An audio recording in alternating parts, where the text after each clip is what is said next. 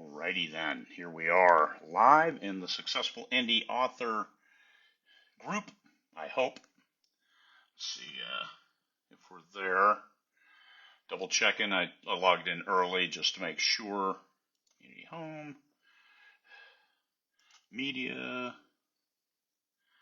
videos. Oh hey, it's looking like I'm live. Okay, there we are. Click here. See, all done that. Good discussion. Community home. There, let's post that just in case as a double check. And let me go over here, doing all the admin here while we're getting in, and still early, which is crazy that I'm early. Usually I'm like 1 to 2 minutes late. Let me go here. Let me go over here. 20 books to 50K. Share the link. There we go. Enter. Post. And there we are, living the dream. Alrighty then. We're here to talk about state of the industry. What does that mean? Well, let's wait until we get a few more people on. People are jumping on because they've seen that we've gone live. So I've got it up on the screen behind me because I want to see any comments that pop up and be able to address any questions that people have as they arrive. The state of the industry right now is, and I'll say it, the absolute best time to be an author. Are you making a lot of money right now? Some people are, but more people are not because there's a little bit of a slump going on. And I chalk it up to U.S. being the biggest English-speaking market. And I'm speaking from my experience, English-speaking, as well as talking with a lot of other authors of my ilk who sell primarily in the U.S. store on Amazon. Sales are down. Sales are down for the majority of people. And that's okay, because what do you do? Oh, really? That's really annoying, seeing myself in the background. What do you do? Well, with sales down, do you jump into a new genre? Romantasy is doing well. Thrillers, man, not so much, because what are readers doing right now? They are quagmired in the turmoil of the U.S. elections and the toxicity that comes with those, even worse this year than last time, and it's bad. So why would you browse Facebook if you're going to see toxic memes and people flaming on each other and how horrible the world is, and it's what do we do? So people don't go over there because they're ignoring that part. They don't want to get bombarded with negativity. So my ads, I've been working on my ads to say this is escape fiction, escape from the horrors of the real world, just for a few hours, and it's the best value for your time. $4.99 for a book, all the way up to $6.99 for a book, or $9.99 for a collection, an omnibus edition of books. You can't beat that because that's a value. Look at this value, and you can spend a lot of time reading and take yourself to a new world, a better place, a different place where you aren't quagmired in the negativity of today. And I think this is going to go through November. I think it's just going to get worse as time goes on. This will be my third presidential election cycle as an author, and every single time my sales tanked in October and November and then picked up like a rocket in December because everybody's like, oh, okay, it's over, thank God. No matter who wins, it doesn't matter. The people are like, okay, thank God. They open the floodgates, and there you are. Let's be entertained. If your person lost, still, you need entertainment to soothe the sharp edges. If your person won, you're happy. You can open the checkbook again because you believe this person is going to make the world better, and then you get back into your entertainment, however we provide that entertainment. So state of the industry. Although sales are down right now, I'm saying they're coming back up in December. So what do? You write books, because that's what we do. We're authors. We write books. And the state is, if you have new material, nothing sells the last book like the next book. If you have new material, you're going to set yourself up to win. Even if you publish over the next 6 months, you're going to be okay. Because, okay, maybe the Amazon algorithm doesn't put you in the new release category because it's 6 months old, but you have new material that people missed by getting out of Facebook, getting off Reddit, Instagram, getting away from all those toxic places for until after the election. Then they jump back in because all they want to watch is cat videos. And now more cat videos will pop up and dog videos. I watched one yesterday where somebody's husky escaped and they found it using a drone, and it was with a family of bears, grizzly bears. And it was annoying the hell out of the grizzly bears. It was nipping at them and running around, and they were tolerating it, not eating it. So that was hilarious. One of the best videos I've seen in a long time, and I think you should all hunt. Okay, got disconnected there for a second. I think you should all hunt that video down. Husky escapes and joins bears, or whatever the search criteria is. You'll have a good time because this husky's running around, and you can just see he's annoying the bears, and when the family gets him, he'll probably annoy the family too. I'm going to shut this off in the back because it's hogging my internet. All right. So I'll see the comments pop up here and hopefully address them quickly enough. Any questions I get.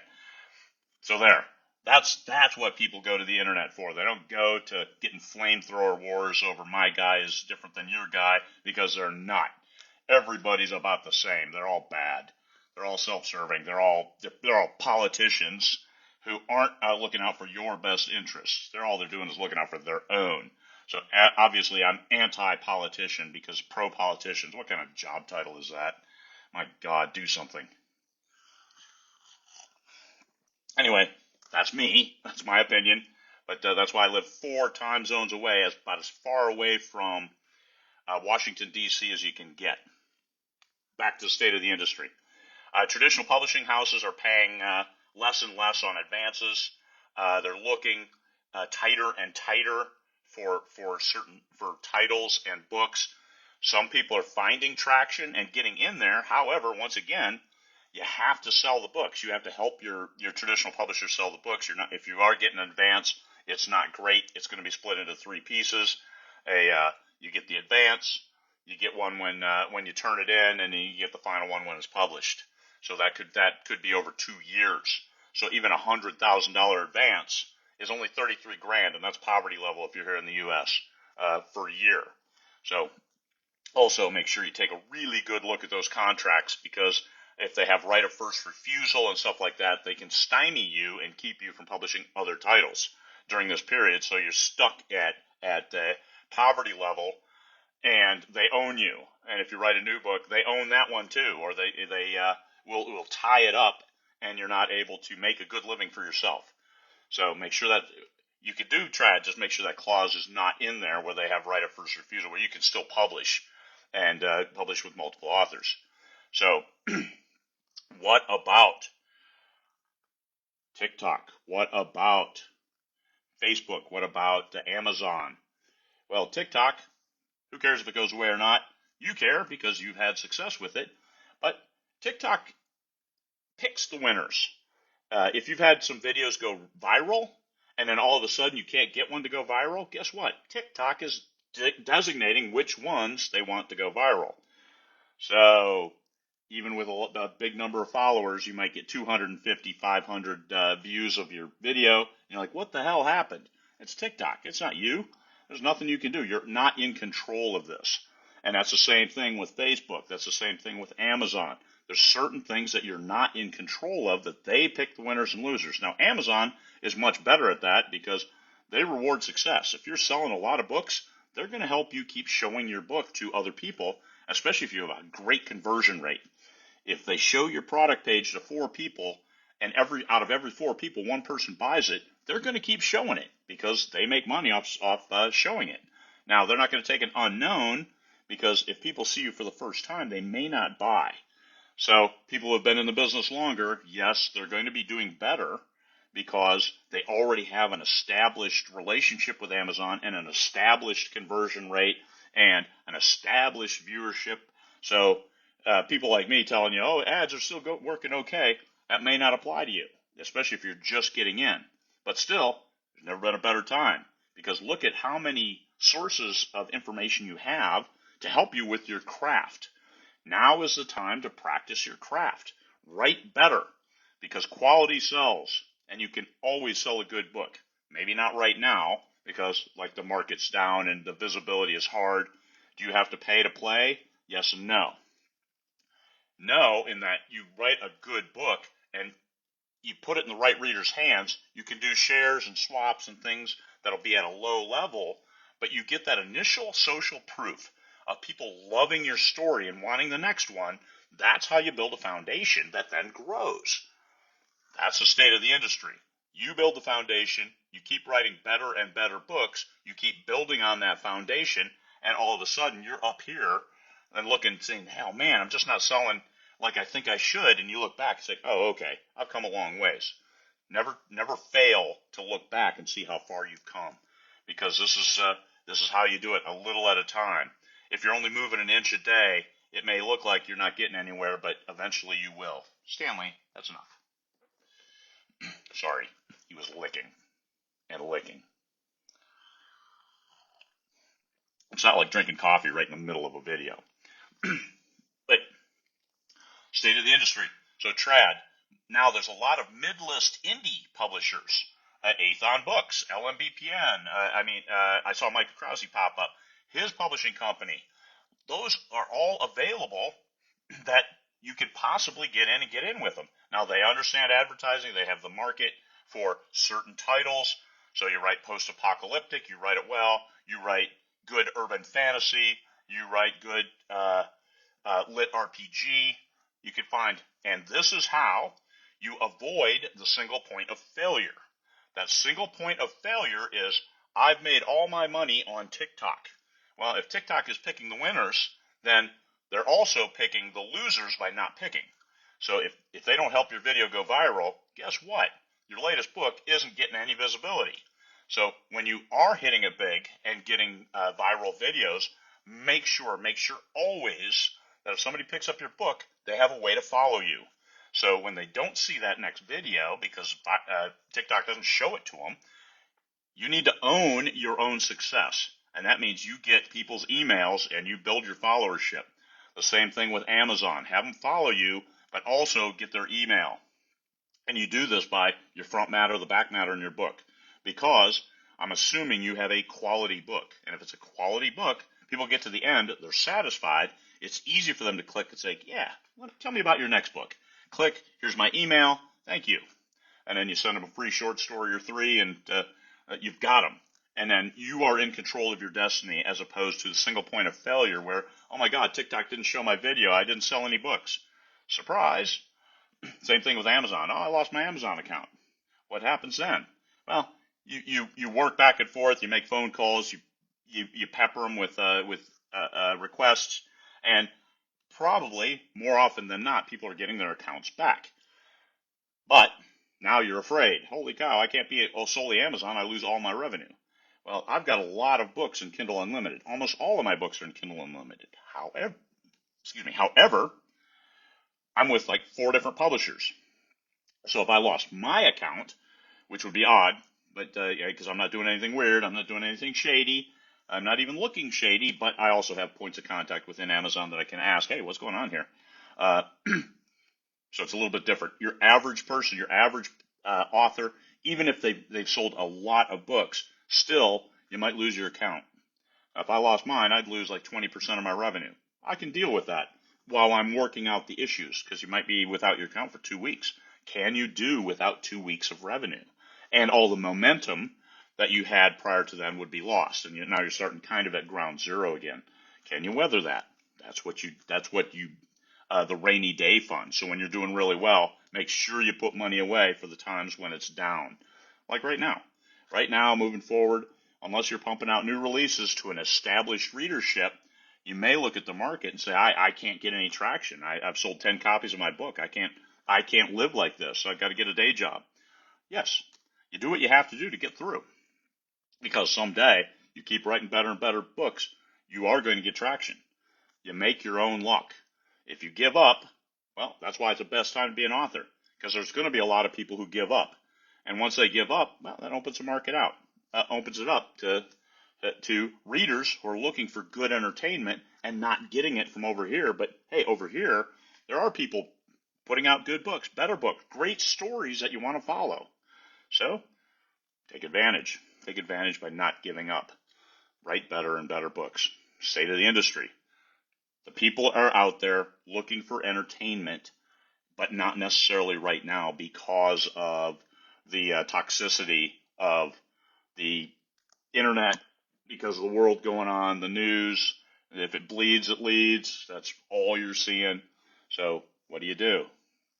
You try to find different avenues. So maybe in-person events, because people are trying to get outside.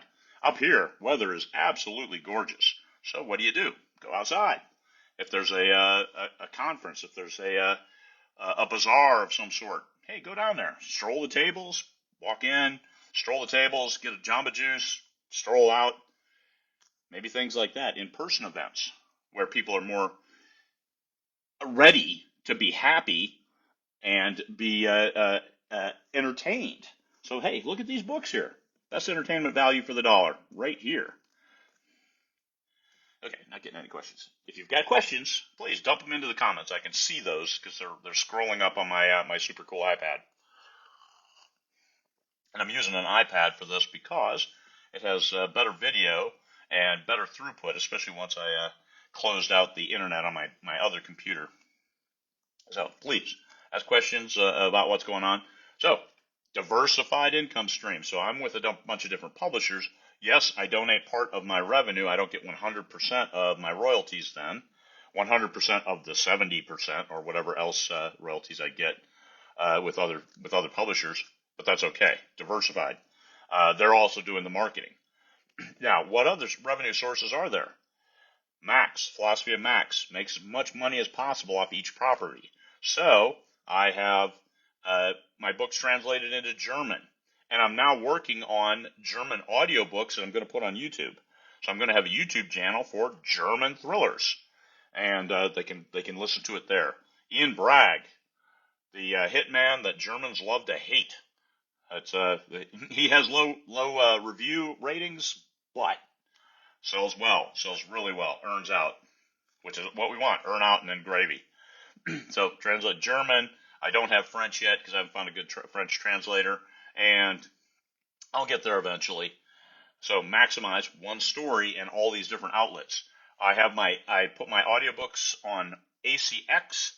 The numbers were never overwhelming on ACX, so I've gone to the 25% expanded distro, have gone to Findaway Voices with their new terms of service that are acceptable to me, and am now the first paycheck I got from Findaway Voices was better than my paycheck from ACX from the previous month before I went to Findaway. So I'm already winning. And by the way, I'm putting them on YouTube too because I'm wide, and I've got them on YouTube for free. Have them monetized because I've got now 2,000 followers, and running ads. Now ads, you've got to go in and make sure you put your ads at the chapter breaks as opposed to just anywhere, because just anywhere people are inundated. One guy complained that he said he had 30 minutes of ads out of first 40 minutes of audio. Unacceptable. So ads at the chapter breaks and manually did that. And that now that's a revenue stream, and that's making, let's see, 5 times as much in 5 times as much as I made in ACX on YouTube by showing them for free as opposed to charging. I really like being able to control the price of my audiobooks, and ACX doesn't allow you to do that. With Findaway, you can do that. With YouTube, you can do that because I do not use AI art for advertising. I use deposit photos, which has artwork there, and I don't go with AI. You can select AI. I don't. I get real artwork from real artists. I do get paid from deposit photos for their work. That's the only artwork I use for advertising. How do you search for and locate foreign publishers? I don't use foreign publishers. I publish them myself because you can do that. Now, translators, I use translatebooks.com. That's Joe Alexander and his wife. They run that business. They do an exceptional job, and I get good high quality translations that I can then put, and I give them some ad copy, and they copy that, the blurb, and they translate all of that. So I post it myself in German. I don't speak German, not a single word of German, and I post it because I can do that, because they gave me all the info, and turn it loose. And my German books through Amazon.de work great, because I post them right on Amazon.com. Initial language, you just select German. Works great. All right. Now, to the other question from Paul about AI art for advertising, I'm not going to use it, but do you think it hurts, or are readers concerned? I don't think readers really care. I know other authors do. I know artists do, because there's a number of lawsuits out there that say artists, their work has been taken and they haven't been paid. And I personally don't want to have any part to do with that until after the lawsuits are resolved, saying pay the artists and then we'll move forward. Or you didn't pay the artist, take down all of your stuff, and anybody who used this AI art, you have to take it down because it's unpaid, copyright violation. So I'm not getting in there, because I don't know which way the ruling will go. So I just go to deposit photos, because I got the super cool through AppSumo, the $39 for 100 images, and I've bought a number of those. I think I still have like 750 images left. They have millions of photos, graphics. Pull one up that works, use that. Bob's your uncle. People get paid. Life is good.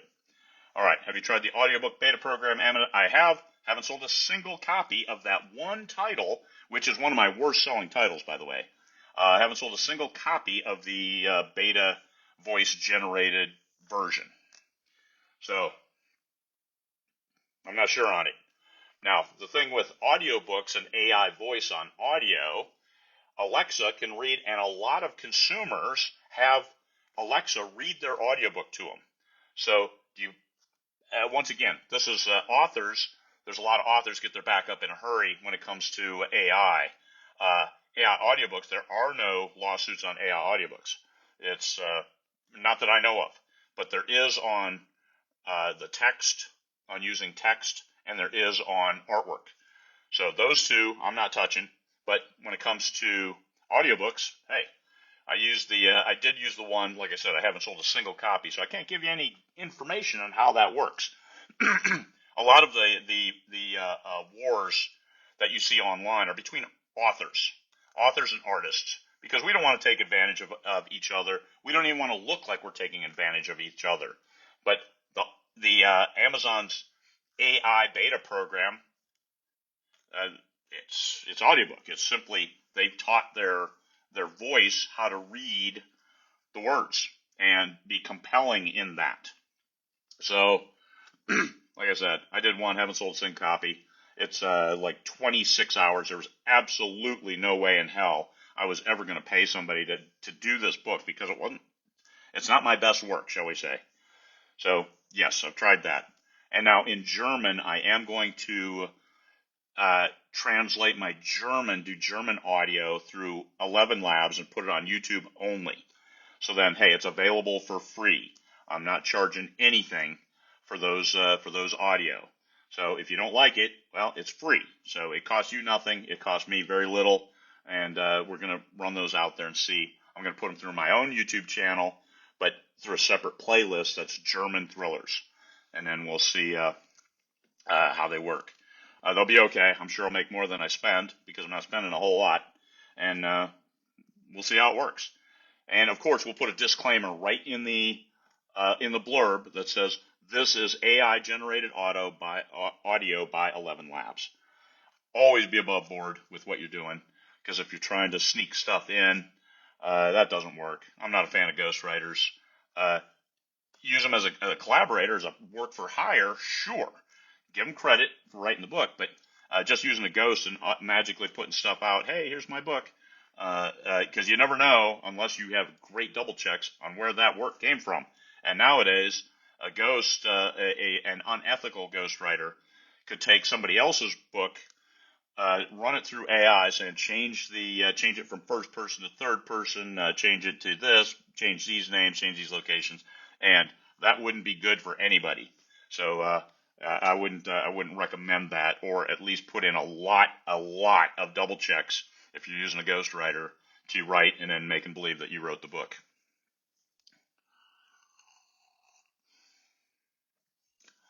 And there are great ghostwriters out there, and a lot of great authors right now started as ghostwriters.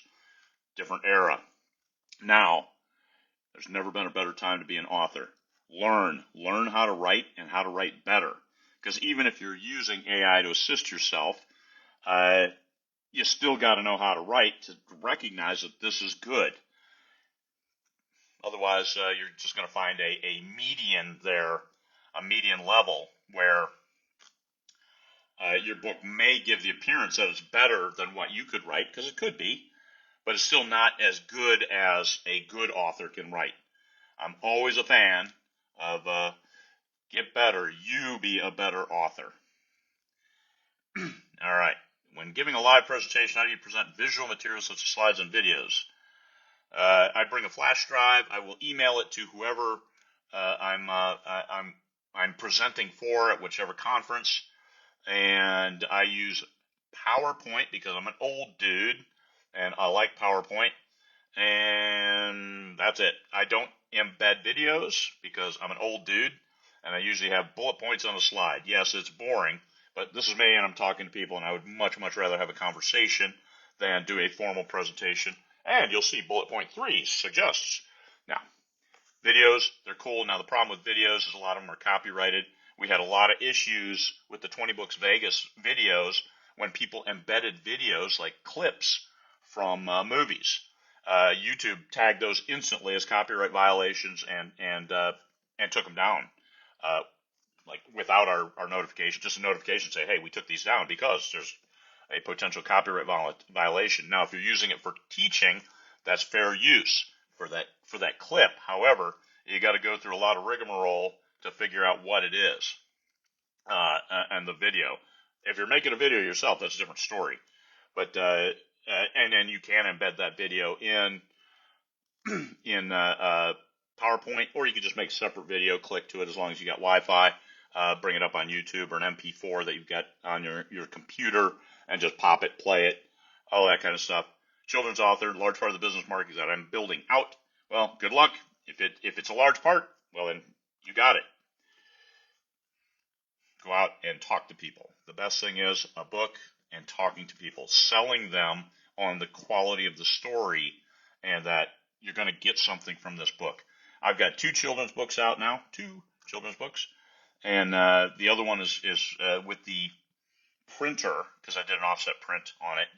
It was just ridiculous for a print on demand of a full color book with a hardcover.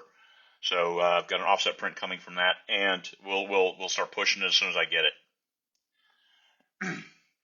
Yes, here's to the lovers of PowerPoint. Unite! Get off my lawn, whippersnappers. We were in the woods and Stanley almost got our ruffed grouse. It's been around here for years, and she had nested, and he found her nest, and yeah, there was much yelling, and thank God she got away, because I don't want Stanley killing a ruffed grouse. Heaven forbid. He did chase her. Might have got a feather or 2, but that was it. Thank goodness. So, dragged him away from the nest, and we're there. Now, we don't go down in that part of the woods, and he's kind of bummed about that, but hey, that'll learn you. Leave the bird alone. It's as big as a pheasant. It's a big one. Alrighty then.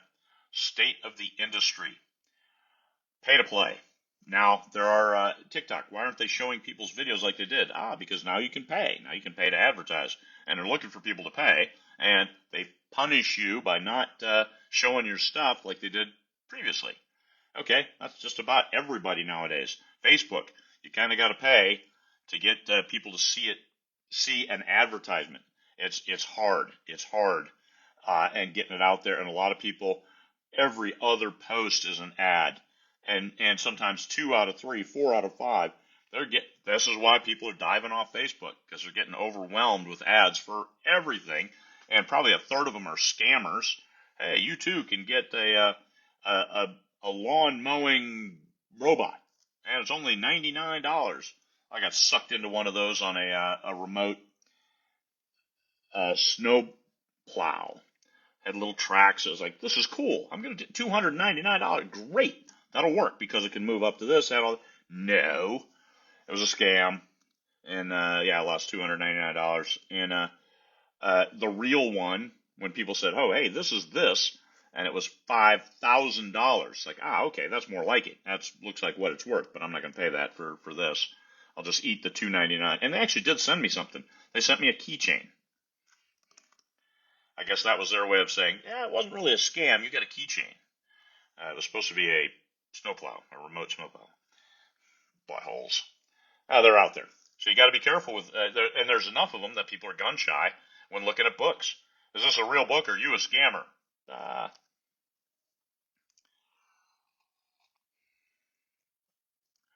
Best way to back up our email list. Back them up. However you get it, a comma delimited spreadsheet. I use Excel because everybody can import Excel.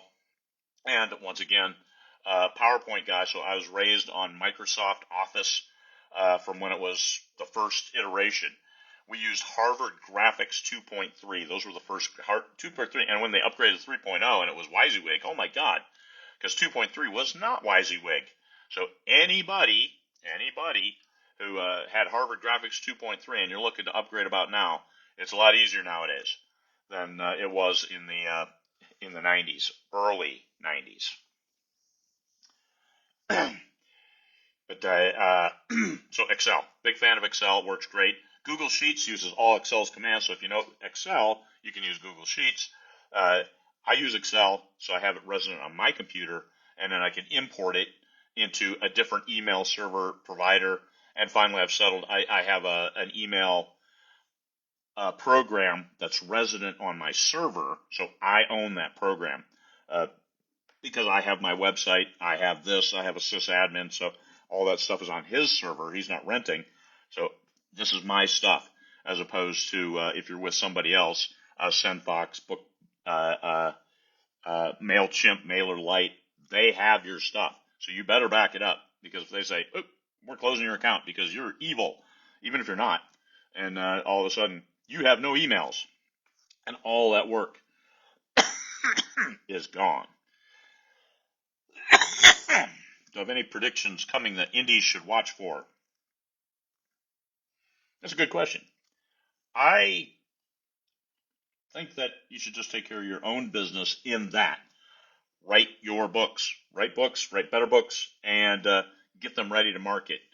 Sometimes you might want to recover. Some things may not work well in the current era on book covers. Other things may.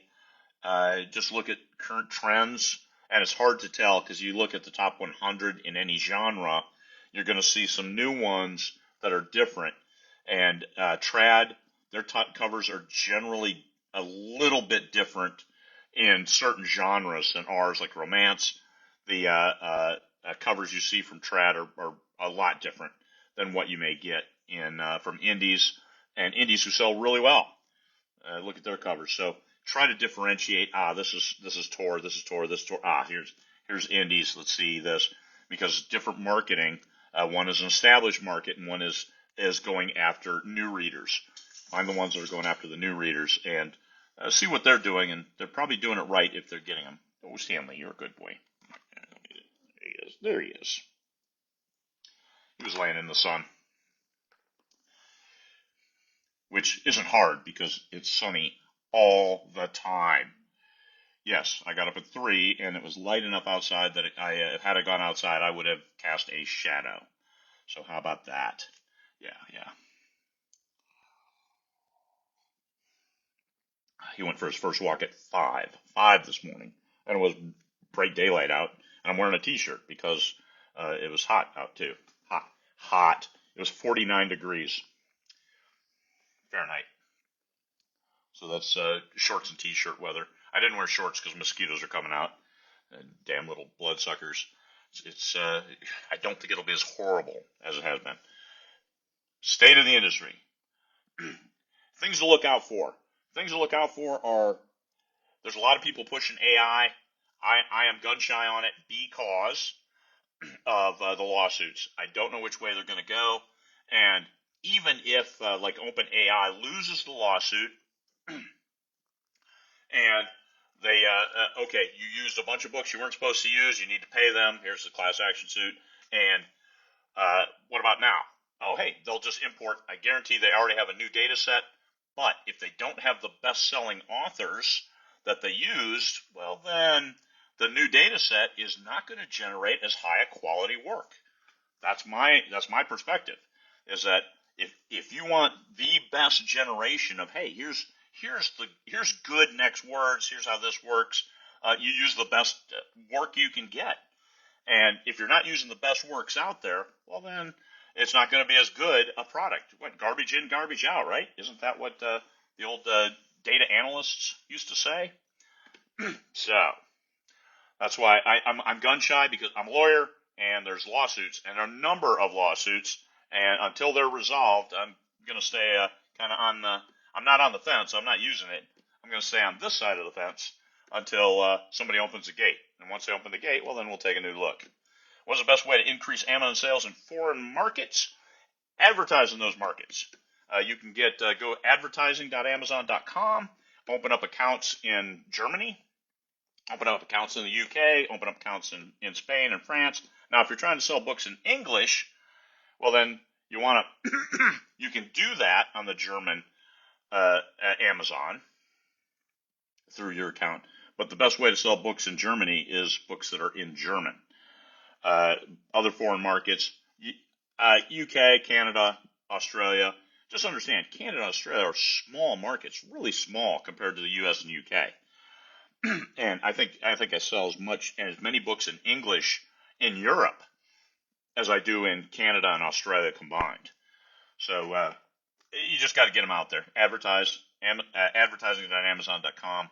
Open up advertising accounts in Germany, in Australia, in Canada, in UK, and advertise. There's a little bit of rigmarole you got to do for each one, because you got to put a credit card on file.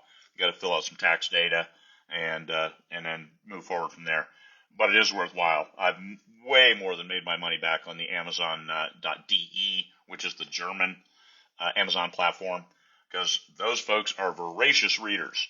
If you can give them titles in German, man, that's a victory. Big group hug to the German market.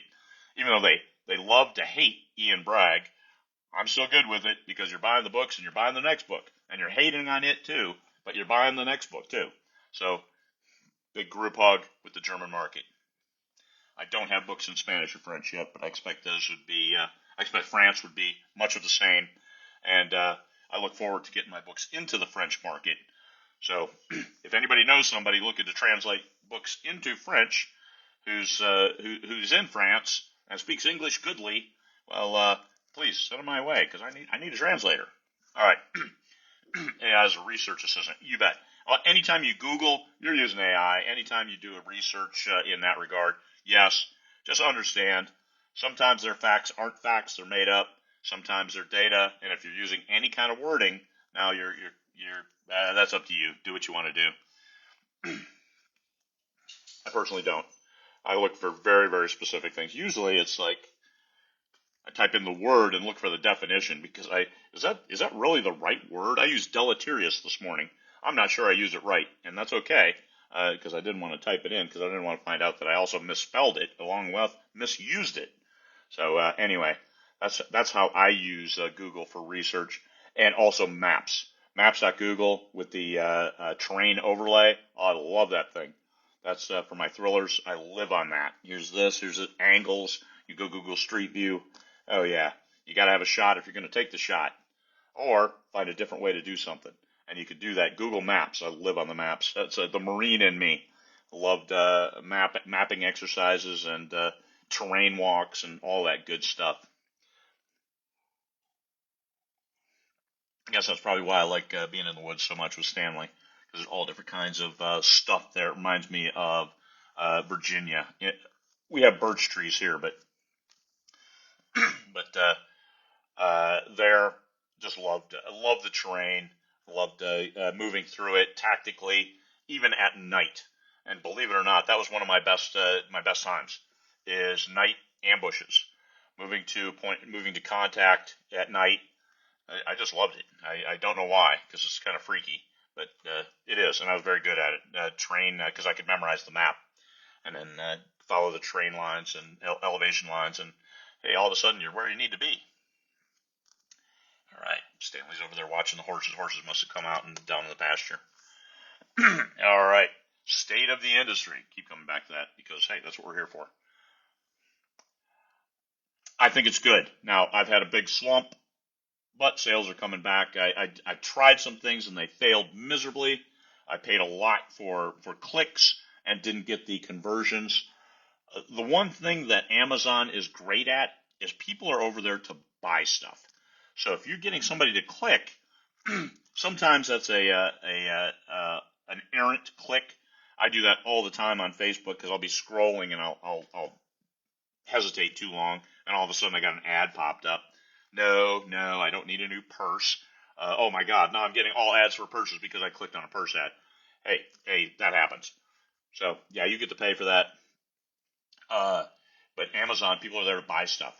So you want to give them the best opportunity to align with what you're looking at and buy.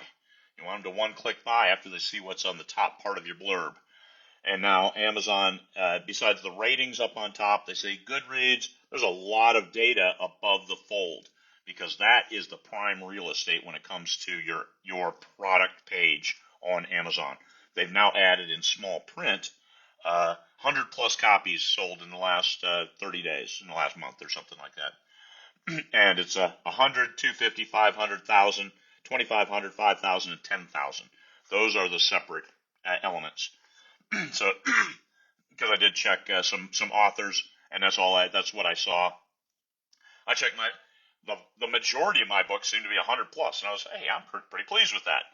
And the way they calculate, they say sales and reads. So the way they calculate reads, and looking at it, because I've had some lower numbers, so it was clear, is a full read through. So if your book is 300 KENPC, the count of pages that they pay you, then you'll get one if there are 300 page reads. So that's what, and if you had one sale, that's two.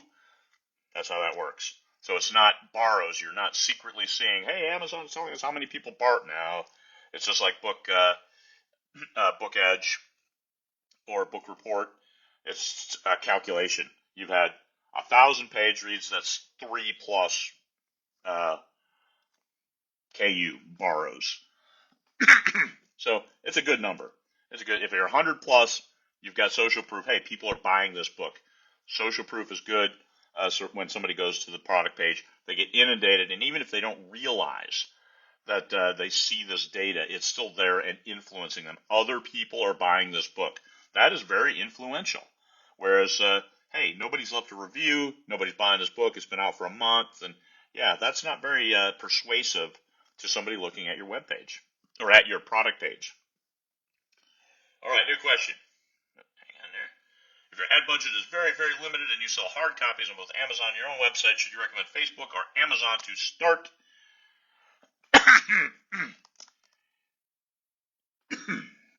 For Facebook, it depends. For Facebook ads to be effective, it depends on what kind of reach you are able to achieve, and Facebook will spend your money, whereas Amazon may not, unless you put too high of a bid. So it depends where you want to sell your hard copies. Of course, you want to sell them on your own page because your own website, because you're probably shipping them out of your garage. You need to get rid of them. You might have a higher profit margin. So you have to test. Amazon ads, if you do an Amazon ad, you have to look at how much am I going to make, how much does it cost to get this book into somebody's hands who buys it, and what do I make? And then you look at your own web page, how much does it cost to get people from my Facebook ad to my web page and then actually buy the book? So if it costs you $10 in clicks to get somebody to your Amazon page and they buy a book that gives you a $4 return, you're upside down. And the same thing for your web page. You just have to find where can you get to a point where you're not upside down. And now if they buy other books in the series, usually that first book is a loss leader. However, only you can do the calculations.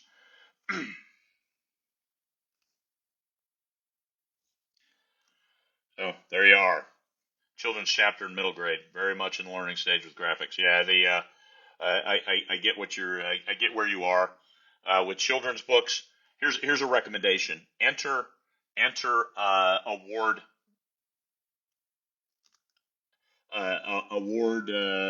recognition events thing, looking for the Children's Gold Book Award or something, because that helps get visibility to your books. So get your book into as many competitions as you can, and increase the visibility that way. Because a lot of parents, they're looking for a shortcut, and that shortcut is, hey, here's the gold book winners from this competition, and if that can help you get the visibility, and also you can throw it on the cover with this extra sticker, gold book winner of Scholastic, whatever it might be, uh, uh, credibility, viability. Because once again, parents don't have a whole lot of time, and they're not going to be browsing 1,000 children's books to find two. So they might look at those award winners. So awards are an extra way to get your book into people's hands, get people in front of people.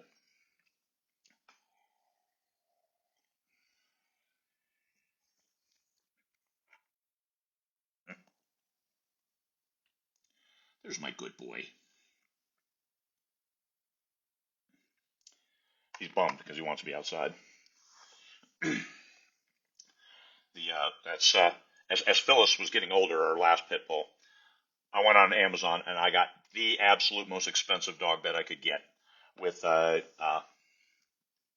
memory foam for the top 4 inches, and so I got that for her. She didn't really sleep on it a whole lot. She getting bad knees, and that first step on it wasn't great.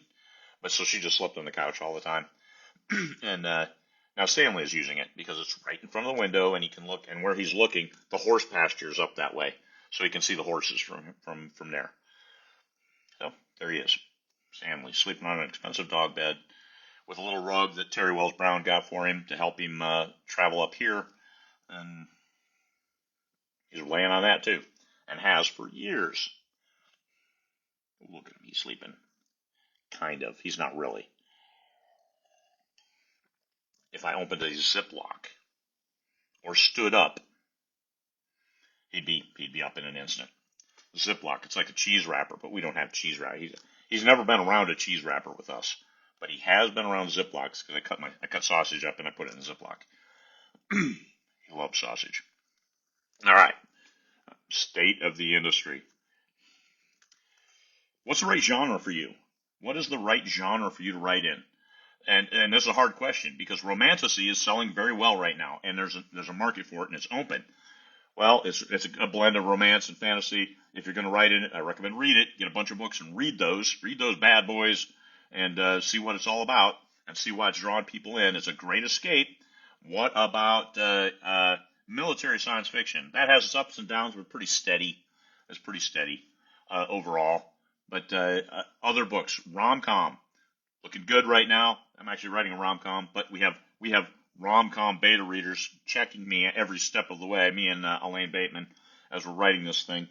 And believe it or not, we're like almost 15,000 words in. It's a long ways in, and it's looking to be a great story. It's funny as hell because Elaine Bateman is one of the funniest people on the planet, and you have to appreciate that. So any event where Elaine is, you need to go there and you need to talk to her because she's funny.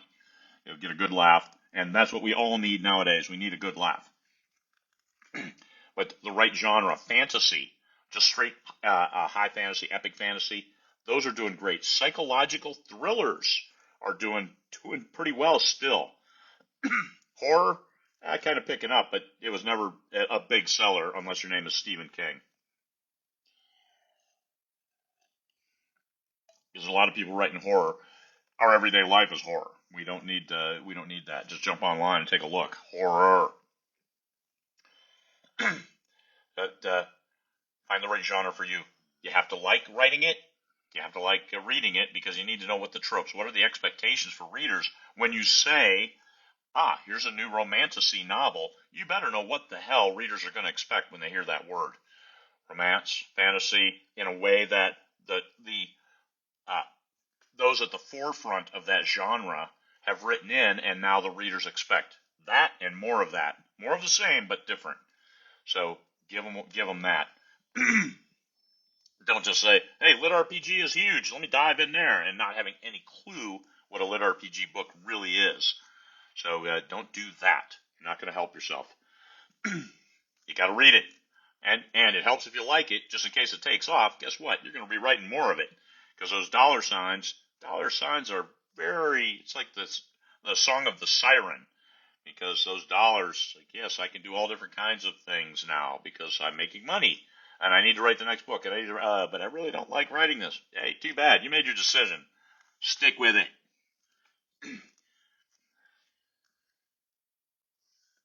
Space Opera Empire, I can tell you that the readers probably don't recognize the difference between those because it's character. Empire's character driven.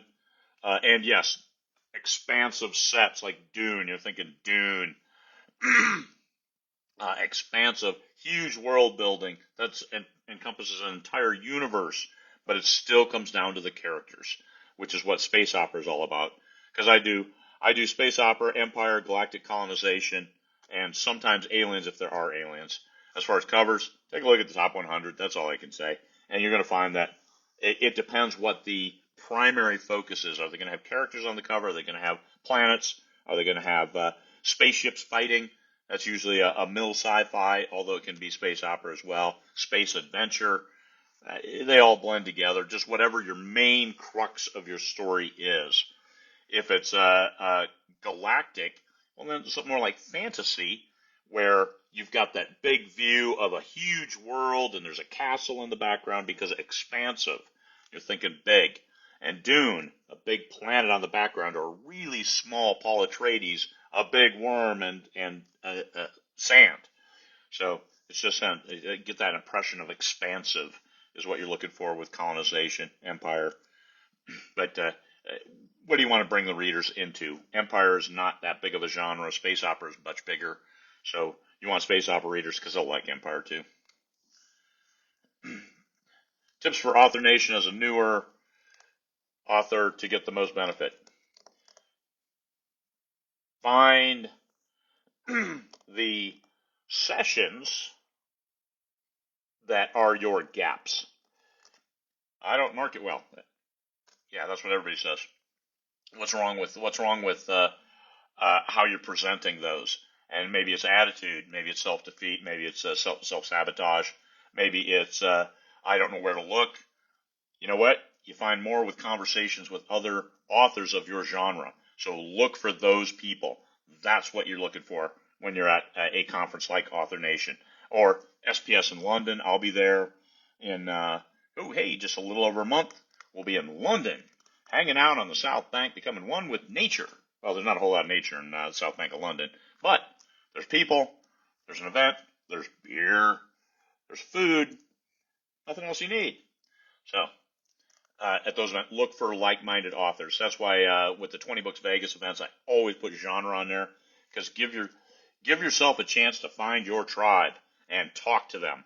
That's where you're going to get the most out of an event like Author Nation in Vegas. It's also Vegas, so you can go out for grab some chow, steaming hot chow, 5-star restaurants, anything you want, you can get it there. Just understand, be prepared to pay. All the prices have gone up. One thing I'm going to do in July is I had raised the prices on my books. I'm going to drop all the prices for a month or two and give people a chance to get my books cheaper, just because. During the pandemic, I did this. I gave away a lot of books. I put the first of every one of my series and sometimes a second for free. Here's all of my. Please download them and read for free. Enjoy. Escape from today. And I had a huge boost. The pandemic years 20 and 21 were absolutely ginormous for me because people were looking for cheap entertainment, and you can't get better than a book. And that's where we are now. If you can reach them, and a lot of people are unreachable because they're escaping away from social media and those things that they find where people are being toxic. So if you're the one being toxic, stop it. Don't do that. But I believe I want to support my cause. Stop it. Yes, you support your cause, but if you're doing it, you're killing everybody else and their sales as well as your own. Because if you're an author, you don't want to create an environment where nobody wants to look at your stuff. But it's my private. Stop it. Nothing's private. Once you post it on social media, it's there. So let's not do that. Think about Do you want to make money? If the answer is no, well then fine. Go flamethrower anybody you want. Go argue with strangers on the internet because hey, that's what our lives are all about nowadays, right? Arguing with strangers on the internet. Who wants to do that crap? I'd rather talk to you people about publishing and writing because that's cool. And if we can help anybody to support themselves and get out of, I use the word toxic a lot because look at your job. Is it killing you? Stress. I mean, my heart is dicked up because of stress. I was in high stress jobs and I was a high stress guy.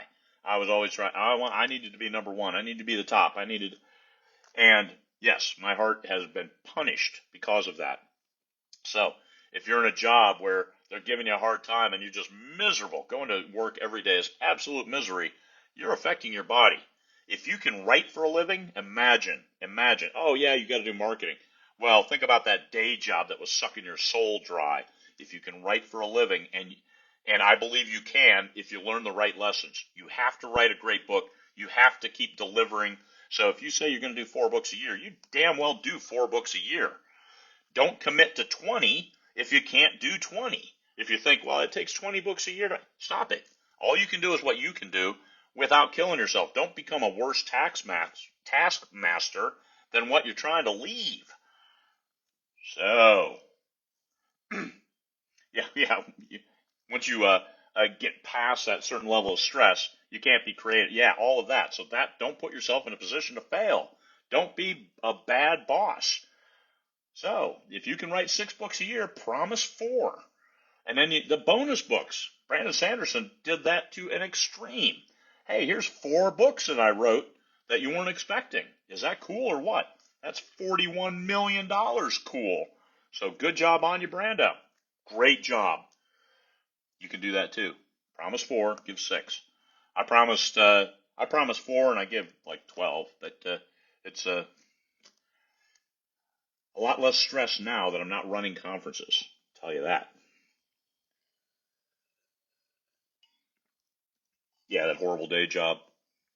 People have some bad day jobs out there. People have some damn good ones too. If you don't want to leave, don't leave your day job. Publish 1 or 2 books a year. In your downtime on weekends, get a few words here or there. Get words on a break.